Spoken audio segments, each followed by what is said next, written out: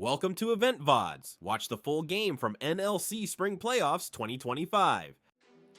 Yeah, tell me. Yeah, that's something that we need to see from this game, especially Venomcrest don't want to go into the 3-0 and go out like that because has still elimination.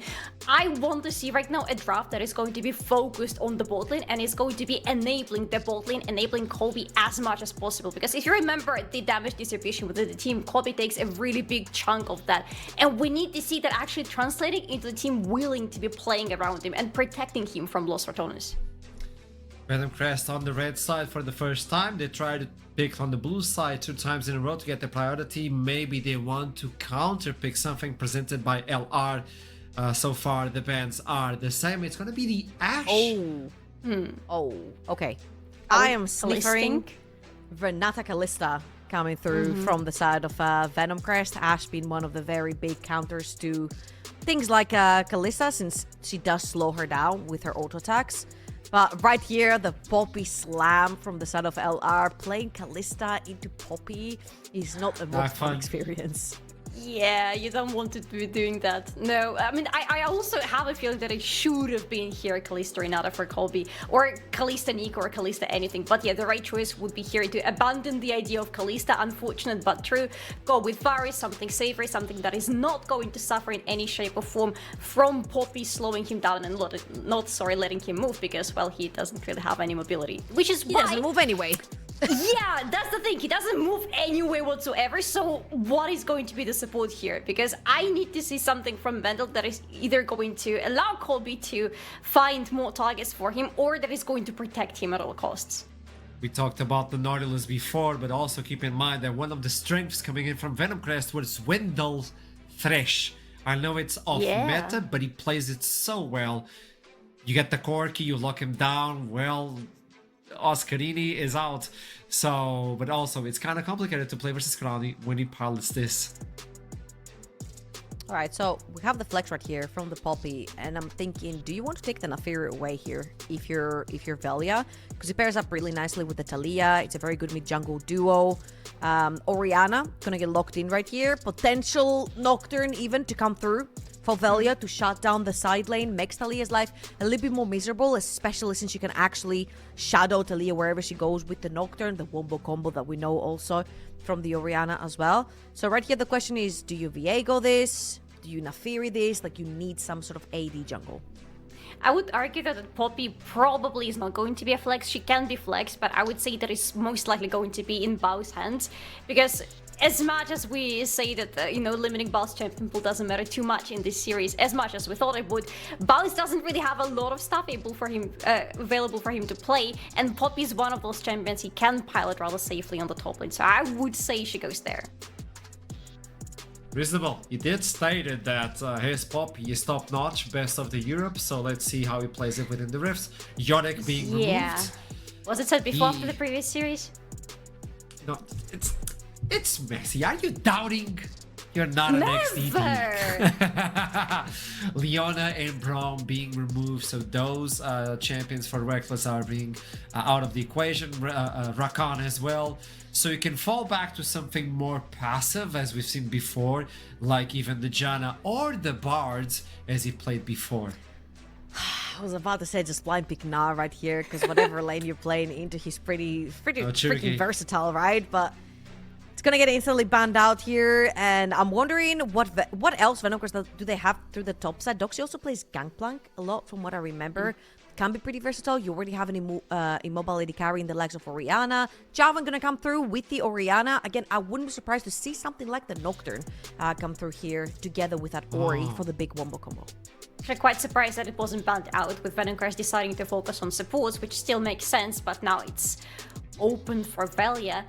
And even though we don't have Kalista, we might have Reckless on Renata, which kind of falls into the category of falling into something a little bit more passive than you would expect, but also having insane value in the team fights with Varus and J4 on the enemy team. At the end, it might fall back to what you stated. Kubi might not be playing the Naafiri. That could also be a possibility right there, because he's a very, very strong champion paired up with the Talia. Likes to brawl in the early game as well. You get her ahead, you can win the game. Right here, Los Ratones have got a pretty squishy composition at that, but it's a very defensive composition as well. Renata really likes when champions dive into her, and seeing as, like, Venomcrest do have engage, but don't necessarily have to commit all into all of this. Oh, love the cannon coming through from Doxy right here. A little bit counterintuitive with the Javan. He can either locks you in or out, but we'll see how Venomcrest is going to choose to pilot that. I'm a bit worried about that Naafiri in the sense of who or what is going to follow up with her, because she wants to be diving in, but also she wants to have some artillery sword, and I'm not seeing either enough range of Los Ratones to follow up with her safely, or I'm not seeing enough follow-up with her, which means that Naafiri shouldn't really be playing very aggressively in this game, but at the same time, if you're not playing Naafiri aggressively, why are you playing Naafiri in the first place? So far, Venomcrest still trying to take down the armor of the Rats. The Rats are looking clean versus Venomcrest, one match away. There's not much to be said. They want to risk it. They have the Poppy. They're still comfortable on the top side. Can you provide the protection from Mr. President, which is Kobe, for this third one? Last option for you, Venomcrest. Let's see if you're able to pull it off. And in order to do that, we need to jump into the Summoners Rift. And that's why it's going to be Jemana and Initialize taking over. With pleasure. Venomcrest, it's a full Danish squad. They would love to be playing live in front of their home crowd in Denmark. You can still get tickets, guys. Go hunting for them. It's looking like an absolute stormer of an event. And Venomcrest would love to make it. You fail here in one more game, that dream dies. It never happens. Los Ratones unexpectedly knocked down here to the lower bracket and have pretty handily found themselves at a 2-0. Draft-wise, a little bit different again, but they've got an Naafiri Oriana comp, and on the other side, it's a lot of single target lockdown, a lot of wombo combo. And you were kind of saying you're not sure there's going to be that many easy targets to lock down for said wombo for Venomcrest. Yeah, I think what's good about this Venomcrest lineup, very quickly, agency to make engages happen. There, the floor of execution on making those engages happen, very simple, right? Flag drag R, flash R from the Nautilus if you really need to get things going. It is super easy to make fights happen. The major concern is just kind of around the overall fact that we haven't seen Venomcrest be on the same page. So whilst this shotgun composition is, as I'll realistically dub it, is again the correct kind of decision and direction you'd love to see this draft going, Venomcrest just haven't necessarily filled me with a whole bunch of hope that they're going to be able to execute on that dream. Though we will see as we hit the Rift game number 3. And off the top of my eyes, nothing weird has transpired, though Gooby did get chunked out a little bit, and he's not going to be able to pace for that chunk out, so he will be spotted on that Raptor start. Let's get spotted out there, and that can be pretty valuable. As we've seen, I think, over the last few weeks and months, Naafiri, since the rework, be really, really obnoxious, especially if she gets ahead. You get to Eclipse, you get to Shojin or Black Cleaver, and you just start taking over fights. You become a bit of a I was about to say man army, but that's a little ironic considering A, you're a dog, and B, you have about 30 other dogs with you, so that kind of just is immediately a false statement, and I apologize for even making the reference. However, bot side, Wendell gonna land an initial dredge line, and Crownie sticks on the Gatling gun and says that was probably a bad idea, mate. Yeah, I mean, whilst we don't typically see Ronald and Corki as a duo, both of these champions very renowned for their ability to bully out in lanes, and you're seeing that in full-blown action right now. Naya looks like he ate a pretty meaty trade there, but also rock back into Nemesis's head. Trying That's to very rude. some of that damage. Who does that? Just throw rocks at people. I mean, yeah, it's true. Skarner. That also true, but Meganar. Malphite. No, Meganar. I mean, just throwing yourself. I know he does actually. Seismic Shard is a rock. Yeah, the Seismic Shard is like a rock, right? And it just rolls. And then he just like decides to like really up it by like throwing himself 16 feet through the announcer desk. WWE style. Any other rocks? You're my rock, Jamada. Oh. And you throw games occasionally or watch you on stream, so that also makes sense. As Baus needs to be a little bit scared here. There's a flash available, and Doxy just gets the solo kill. All right, yeah, sure. First blood over to Doxy, and the cannon is going to be a very crucial part of this game. in terms of finding backline access. Not a lot of...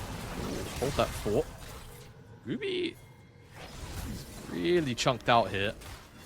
I think you just have to give up the blue buff here. He's actually recalling on a ward. I don't think he knows about it, but I don't think Value wants to take the fight. Would rather just get the steal on the camp and be happy enough with that. I'm assuming we'll see the Jarvan back. Look to pick up a couple longswords or whatever and head towards that spawn of the Skull Crab on the top side of the map, knowing that he is going to just be missing that camp, unfortunately. Yeah, I mean, he's going to be down 2 camps, Scooby. So he didn't get his Grump either. So he's not just going to be down the blue. So Gooby might make a desperation play somewhere, perhaps mid. As a what Gooby 2 trades. Crowley got to get an entire Gatling gun charge off on 2 people there. That is brutal. Scooby has gone for that potential desperation play. Oh. Doesn't need to flashes. Yes, Nemesis now in danger. Yet to use the E or the Q. The flag and drag available. Needs to try and get around here. Marshall gains over the wall as Velia flashes with the W after to make it the 1-for-1. Desperation play goes a little awry there, but at least they do get the Orianna. Yeah, you know, I kind of don't mind that he's flashed. This might just 100% be the incorrect take here, but I think the fact that he makes Velia also flash, I think that's kind of valuable because Neferi's overall playmaking abilities are pretty limited in the early game without that ultimate. Whereas Jarvan, it feels like as long as he's in the right place, like Flash is useful, right? But comparatively to the Neferi, you can eviscerate about 2 meters. Hooray! Yeah. We'll see. We'll see. Like that's like the other side of that coin in that argument as well. The Fury's got a dash on that for 3 seconds. Oh goodness. I think he's in trouble. He just spent the entire Valkyrie there as he hooked the wall. We'll be okay there. I got a little nervous, I'm not going to lie, because Rek was gone for the heal and not the ignite or anything, so perhaps not as much kill threat as I thought there was, and got a little bit overhyped there. Yeah, just a bit, but he's alright. He'll walk away. Ruby, so about those desperation plays. You were talking about those. How does this one go, Axmada? Well, see, the problem is, if Ruby flag drags, then Velia can press the W key. He's going to hold on to his Q. Okay, right, well... he actually got the smite, Ruby. That's a good one, but over comes Nemesis. That Orianna gonna have to flash got actually. Has got quite an option here. We'll start to make things really electrifying. And the W key isn't pressed, instead it's the L key. Now Nemesis might be looking in a pretty dodgy spot himself. It's the Orianna who currently doesn't have flash. Baus is in a bit of a scary spot. They just turn around and pick him up as well. Venomcrest, pick up 2. All right, desperation perhaps not. Alright, yeah, calculated. I mean, first move out of Doxy there as well. Very, very handy. Baus was really trying his best to find a wall slam angle, and it just created this very awkward dance where he and Doxy were kind of just playing Ring Around the Rosie whilst Naya was having a bit of a deek at it, to be honest. Nothing more, nothing less. Those are multiple kills going over to Venomcrest. Now, on the bright side for Los Ratones, they are going into the Jarvan, but also on the not so bright side, a Fed Jarvan can be pretty terrifying at times. We'll see how far Gooby can press his lead with this much gold. He is still down a little bit in XP. But we'll continue to track his impact now that he has managed to acquire what feels like a lead for the first time since quite literally the first 5 minutes of game number 1. It has been something, and he has managed to pick up some kills, which is nice. Again, dropped a lot of camps. There's a few invades that come on again. And Velia and Los Ratones have been very, very aggressively looking at that one. Dragon has spawned, Venomcrest in the river, but also Los Ratones here to potentially contest. Put down a number of wards. They've got a nice line there, splitting the bot lane off from the river. No one's going to start up the Dragon as yet, but it is Los Ratones with full vision control in the area. Very one-sidedly at that. I mean, Gooby's actually pathing up towards top side of the map for the time being because he's got 3 camps there, no camps on the bottom side. So he's not going to be down here for this Dragon.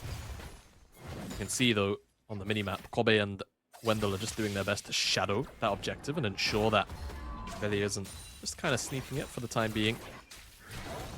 Scooby's going to hit level 6 off that red. I wonder if he's just going to beeline straight to mid. No flash there still, yeah. Could definitely look for that. Just on the simple premise alone. Orianna with no flash. It's every jungler ever, is that right? I guess we looked for that one. Not going to turn into anything quite yet. Grubs have just spawned. Gooby just slides on into this side bush. Can look for the angle. There's the Cataclysm. Can look for a turnaround here, but just doesn't have the damage side. We shove that comes across onto the other. And Wendell's there as well. And Nemesis gets to walk back and forth a couple times, but that's about all the outplay he has available. Yeah, just because Wendell's got the first move there, it just secures that play for what it is. Velia pretty much had to be there on the spot to deny that from ever going down. Baus is meeting the bad end of a lot of trades, but it's to be expected. Kennen, we don't see him very frequently in this meta, is still the lane bully that we know him to be. And Yeah. Poppy does not really have many tools into that. Yeah, I mean, it's what I'd call a legacy bit, really, from Doxy. From many, many years gone by, leagues like Matchco, or leagues like the Italian League on Matchco, and things of the like, where... It did feel like they ran that league, so I get the misspeak. As Velia, though, the moment we speak well about a player, they end up in trouble. We're going to put the lightning rush down, but he's been marked by the hot dog. Do you want to buy one? Throws down the slicing maelstrom, flash on forward. There's the handshake, and it is very firm indeed. A hostile takeover. And Reckless, unfortunately, picks up the shutdown. But hey, sometimes when you make a deal with the evil businesswoman, she comes out ahead. Yeah, I mean, lane assignment's a little slow from Venomcrest here, and despite picking up the grubs, the swaps around from LR very good. A relatively heavy investment to pick up the Kennen here, with both flashes from Crown and Reckless, and we'll see if that's punished. The Dragon's being taken, so there is that. So there is, yeah, there will be that immediate cross map of the Dragon. So we're not going to see an early, early soul in contention here for LR like we have seen for the past 2 games. And maybe it just makes things a little bit weird, a little bit awkward as, well, goodbye Kobe. Sent to the mountains of in between tier 1 and 2. What's that mountain range called? Like... I'm trying to think of a good mountain pun, and I'm struggling here. I'm not going to lie. Yeah. I think I failed you on that one. It's kind of my job. I'll have to workshop it. Yeah, that's fine. We'll come back later. You're the pun guy. This is literally my job. Sorry, correction. Amongst the play-by-plays, you are one of the many pun guys. I think it's almost a prerequisite. You're not allowed to be a play-by-play unless you enjoy silly puns. Yeah. It's like that, or... I wouldn't say me. Oh, hello, Doxy. Nice handshake. He might be in trouble here. Gonna try and run away a little bit. Has a blast cone, but to where? Just about out to safety. Velia here. Can look Velia has for in a second. the pack. There he comes. What? Wendell! That is superb timing. The depth charge saves the top lane. Wow, okay, it looks a bit funky on the spectate because I don't think the knockup actually went through on what we saw. But like you said, the depth charge is what actually interrupts that charge in from Velia. So really well played from Wendell, and they're able to turn around the play. That looked really dire for Doxy. Great stuff. And Venomcrest find themselves with a 1,500 gold lead. It's good. 11 minutes in. It feels like perhaps the first time in this series they've been with a lead at this point in the game. Also looking, and I can't see whether this is a HUD bug or whether nobody picked them up, but I don't think I'm seeing grubs. Do you spot who took them? Because I can't see it on the HUD right now. Definitely a HUD bug, because I'm pretty sure I recall Venomcrest. All right, hold on. I think Venomcrest must have it because they've got a dragon and 2 objective pips towards the feats of strength. Right, so they must have the grubs off Valley. I very much remember them taking it, so doing some deductive reasoning as well. I did too, but I was like, have I just lied to myself? And I've just like convinced myself that happened. Yeah, no, it can production have confirmed it. Thank you very much, production. Yeah, some self-gaslighting on the caster desk here. That's happened from time to time. Say something enough times, you believe it, right? Right. Jamada is a nice person. Jamada is a nice person. Wow. Well, we now find ourselves in, I think this is our slowest game of this series. It's been a bloodbath. Yeah. Pretty much the entire time. We finally got a little bit of a breather, and Venomcrest kind of happy for it. They are leading in the gold, they're leading in the objectives. They've gotten this Kennen really, really far ahead, and the Jarvan has survived what was a pretty nasty start to the game and has picked up a set number of kills. He's in a pretty happy spot now, and I think Venomcrest, assuming they can keep the pressure up, are going to be with a pretty good platform rolling into this mid game. Yeah, I'd love to see them be even more decisive around trying to make plays when they've got windows of opportunity with Prio, right? I mean, this is actually a good example now if you take a look at the minimap. Wave shoved in mid, a little bit of first move from Naya, and while she might not be able to necessarily pull the trigger on an execution of a play, it's just about that pressure, right? Pulling the LR around the map gradually, finding windows, and this is, the kind of stuff you can find. Death charge onto the cataclysmed Orianna, who's got nothing there to do. It is the end of days. At least for Ori, the hostile takeover hits no one. They'll try and turn it around. If Reckless now in danger, can try and put a bailout in, but it's just not enough. As they do finally get a reset for commentary with Crowdy, who puts down the Valkyrie. And it's enough. The fight getting very messy as Baus is turned on up. Nita, though, throwing another rock.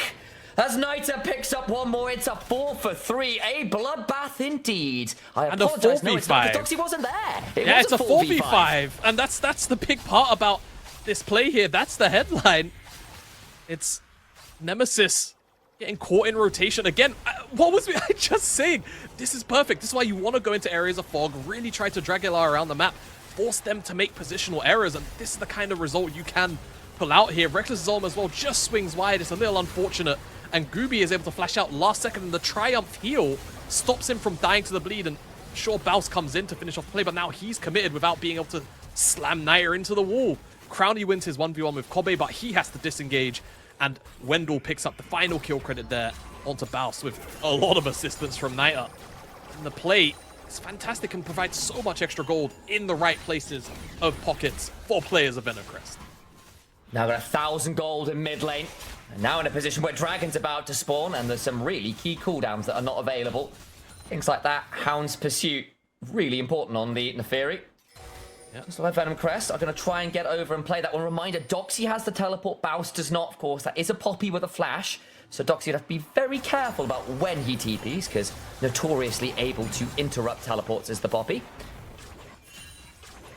That Poppy is. I mean, like, one thing about this game state for Venomcrest, I might not be able to really get this point off. I feel like positioning is a little too aggressive. We'll, oh, hello, Doxy. I mean, this is really great from Baus. Trying to keep Doxy in a position where he can't TP. Baus will be able to walk down now. Doxy should try and reset, get a TP off, but I don't think he's going to be able to do it. Split off, goes looking, Crowd flash around, Reckless in danger, they go looking for this one, the Dragon now left alone, Gooby in danger, but they go the route on Reckless, down for the count, into the backline goes the dog, but eviscerating nowhere, hasn't got the resets, tries to call the back, but no one answers, called an ambulance, and it was Venomcrest to get it as a triple kill, over to Wendell. Yeah, you know what, mate? Sure, why not? Yeah, triple kill to the Nautilus, yeah, fantastic, great job. You know what? He earned it for the Oh, hang on. Okay, Doxy, we were praising him, but has died the 1v1 topside. First turret to lost the turrets, but they lose the Dragon, so there is that. Yeah, they lose the Dragon. I mean, this will be feats of strength too, right? It's the third objective here for Venomcrest, so they're going to get those boots. That's going to feel nice if they can actually get those completions in. My oh my. I mean, so I'm sure, or I'm hoping we'll get a replay, because I don't think this team's going to run straight to Herald. Here's the replay of that 1v1. Now, being a bit greedy here, but I'd love one of the objective fight too. Just Doxy disrespecting the you're making production work around. For it today. I'm really running them around the room. Can I get a nice latte? Foot massage. And, but like, look how lovely. But look how lovely our production is to get this one ready for us so quick, right? The Gooby's angle, it's a banana combo on Jarvan. How often do you see that? Very rare. It's onto Reckless, and then the Chains of Corruption as well, and then the dive is really smart. The Shockwave as well, it's 2-man onto the backline, but there's just not enough damage right now at this part of the game for that to be impactful enough. And the full-blown commits here from Los Ratones, not great, and this is the issue that we speak about with the Los Ratones drafts, right? So many of them are often built to be very reactive in nature. There's no Leona, there's no, frontline engage coming out of the support.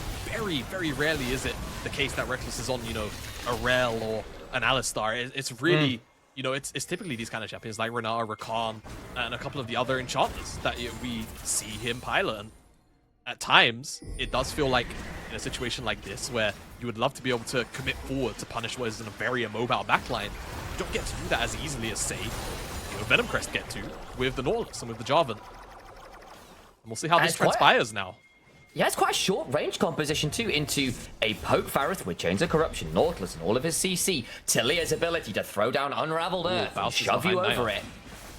has gotten behind Niter. That's with the teleport. Gooby's around. Niter gonna get pulled back with the shockwave, though. That's an important shutdown going the way of the Orianna. That's Ratones. Not gonna have a tower to take there, and I think we can maybe fight over the Krugs. What's happening in the rest of the map? Venomcrest got the Herald play onto the mid lane tier 1, so that's already fallen, and Doxy will get some free time towards that tier 1 bot side, but I think that's about it. No, I mean, I think this is still an uptrade for Venomcrest. Like, dedicated 400-ish gold plus, you know, and then you think about some of the minions missed in the wave. TP out Baus. They actually also snuck away a Raptor camp. I think a wave was missed mid. There's a strong chance, honestly, that Venomcrest uptraded total gold. I'm not quite sure how big Niter's shutdown was, and that will dictate the truth of that statement. Yeah, if he had like a 700 gold shutdown, it changes things around. I don't think it will have been that, but he's still... But it gets the Orianna some gold, and in fairness, for this composition, you're setting up for Neferi resets best you can. You really want that shockwave to be painful, so you do get that reactivation on the ult for Velia, who's really had a tough time finding those right now. Was full send onto Nemesis. You heard it from Adrian. Oh wow, is the start, and afterwards is Venomcrest might have gone. Oh, Doxy. I fear a little deep. Doxy looking for an angle. Bailout heals Nemesis though. He gets to stay alive for a second. Corner of the pack still not gonna be enough as Kobe gets that one. It's messy, no way. but Venomcrest still able to try and threaten this one out as Crownie looking for an angle. Turn around with a depth charge. Reckless though finds a bit of damage back. Kobe trying to trade this one out. It is absolute disaster for everybody involved. Ends up being a man advantage for Lost Ratones though somehow, some way. Yeah, I mean, I suppose Lost Ratones get more kills there, so we'll call that a win for them. Awkward engage from Gooby, but hey, look, after the split that Gooby's had individually, you know, adjusting to this position, I like the fact that he's sending it. I really do. Yeah. He just, again, one of my early concerns about this composition was just that same page, right? That consistency of same page. I think he believes that Wendell is following him directly behind him, but he takes the wide route, right? Takes the wide angle. Niter then commits at a slightly unfortunate angle, and because he doesn't drop the wall immediately, Wendell's immediate entry is a little bit slower than it needs to be. But they're able to still advance forward. The bailout saves Nemesis for a few more brief seconds. But because of the way that, again, you know, the execution kind of falls flat in some of these areas, things like, you know, Kobe having to use his flash to secure the extra kill, not necessarily ideal, especially with the dragon spawning in 40 seconds. And the bot lane of Lost Ratones now having their flashes, and that's really important just because of how much work Crownie's been able to get done. Not losing that flash in that exchange, really, really crucial. One person who doesn't have the flash is Nemesis, and this Orianna has been target #1 for the Cataclysm combos. If you can blow her up again at the beginning of a fight, could be a very valuable trade-up. We'll see exactly how that one plays. It would be sole point for Venomcrest if they can secure it. To mid lane we go to fight for the wave. Reminder, there is no turret there for Lost Ratones, so it's a little bit of a rougher deal if that wave gets shoved. I want to draw your eyes to the ward on the... Yeah, I mean, look at the Doxy TP. So he's going to be seen because he's going to dart past all of LR. But still, now they have to play with that information that he's there. They're going to walk forward into Gooby. Gooby's in trouble. He's got in! He goes in, finds the Cataclysm. The seismic shove comes on down. They kill off that Jarvan. Still get the reset. Baus in danger. The backside, Doxy gets a pretty mediocre slicing after all things said and done. And Baus just won't die. Another hammer shot. Another angle in. Where the hell is Kobe off to the side trying to find something? Finds a dredge line, but I don't know whether Wendell actually wants that. Finds a depth charge after Baus. Still absolutely unkillable. This Poppy is an absolute beast now. Oh man, they just had to play time. They just had to let the pressure of Doxy being behind them really work for them. But now LR get everything they wanted off that exchange. They get the kills, they get the objective. And I praised Gooby for his mentality of wanting to send it, but there's lines. There are lines. I'm not sure how. It looks like he was out of EQ. You can see the flag was actually in that bottom brush where the pink ward is. Where Wendell is right now, just a second ago. So that's why he feels the need to have to commit that way. But it's still a fantastic decision from LR to just press the issue, right? They understand. There's 4 in front of them, 1 behind them. They can either try and, you know, corner off the 1, get threatened on the total collapse, or just run at the 4, right? With the numbers advantage still in tow. They're able to pull the trigger quick enough. There was a point in this game where Doxy at level 2 or so got a solo kill on Baus. He's now 1,700 gold behind somehow, some way. And reminder, game 1, 6 Baus champions got taken out by draft. Deliberate attack on the champion pool, and right now, arguably playing the most consistent out of the members of his team. Velya and Nemesis have struggled a bit here. Crowny, once again quietly, has hit team fights. There's now 5-1 and 3. He's also getting pretty damn scary here. It's not over for Venomcrest, but the lead they had, and it was a significant lead, has dwindled away to practically nothing. The gold is close to dead even. Yeah, they just need to take a breath. Venomcrest. Just accept for a second that, alright, momentum swung a little bit. Let Los Ratones try and make a play, right? That's been one of their weaker points. But don't let them get a free play. That's not not the angle you need. Yeah, went a bit too far the other way, guys. That's the pendulum swinging far too far away, and Wendell ends up dying kind of free as Baus walks it in menacingly. Yeah, I think just the feel for this game, starting to feel like Los Ratones might just end up throwing them after all. I was excited for a fourth. See. Yeah, that was I. Let's see. Can Gooby get a steal? He's got a handshake. Buff through. Oh, the wall stops that. There's a shockwave after. Knight is now in danger. The oh no! Takeover. It's absolutely glorious. Reckless finds them all. It's a triple towards Crowny, and the Atacon is secured as well. Los Ratones right back in the game. The early game, messy. Looked problematic to say the least, but they managed to hold their nerve, find some much better fights. And right now they look like they can do no wrong. Yeah. These last 2 skirmishes, 3 skirmishes. Decision making again. It's just coming out on top for Los Ratones, and that has always been their strong suit so far this year. These mid-game decisions. When push comes to shove, and Venomcrest have just been making the wrong ones now. The last couple of minutes after a very promising early game. I'm on Ultimate from Reckless. Criticizes engage play. Simply because we don't get to see it often, but he gets to make a play like that work on the Renata. Can't complain, can you? Doesn't really matter. Yeah, you can't complain at all. Now you're looking at things like Nemesis has finally got towards an arm guard. Started off at 0 and 5, now has 9 stacks on the Dark Seal. It'll be a lot harder to deal with. You've got the second item on the Neferi. And there's the third item just done for Crowny. It's getting tricky. 5,000 gold lead, kind of out of nowhere for Los Ratones. Well, not out of nowhere, it was a big team fight in Atacon, but you know what I mean, guys. All the while, 1.5 minutes till Dragon would be sole point for Venomcrest, and they can't afford to give that one up. Play for some structures, play for time. I just don't know whether that necessarily favors them this game. I'm not too sold on the time thing either. What is what's good about this 5k gold deficit that Venomcrest are in right now?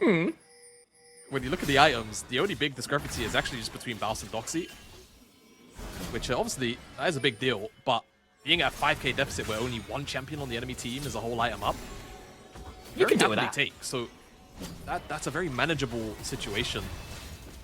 So Baus is trying to make it as unmanageable as possible. He's level 16, the highest in the game right now, and currently taking next to no damage. Looking to go into the backline now. Nemesis goes golden. The hostile takeover by some time. Berserk goes Niter. Gooby caught in his own cataclysm, and it's the end of days, but for the wrong person, Velya will eviscerate Flash away. Baus on the killing spree.